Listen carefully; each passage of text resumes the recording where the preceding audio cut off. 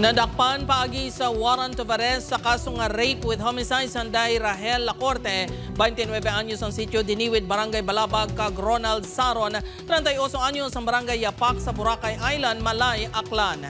Inimay ka ang tanan sa pag-rape kag pagpatay sa 23 anyos nga Slovak national nga nasapon sa sulod sang abandonado nga chapel sa Boracay Island sang Marso 12. Nadakpan si Lacorte sa Barangay Naluok, Kalibo, samtang si Saron ang naaresto sa Barangay Yapak sa Boracay. Sunod sa Aklan PPO, nangin mahapos ang pagdakop sa mga suspect mangun sa padayon nga surveillance sang kapulisan. Madumduman nga Marso 10 ang una nangin dulaan ang biktima nga Slovak national kag nasapuan matapos ang duha ka adlaw. Na turnover na sa korte ang duha ka suspect.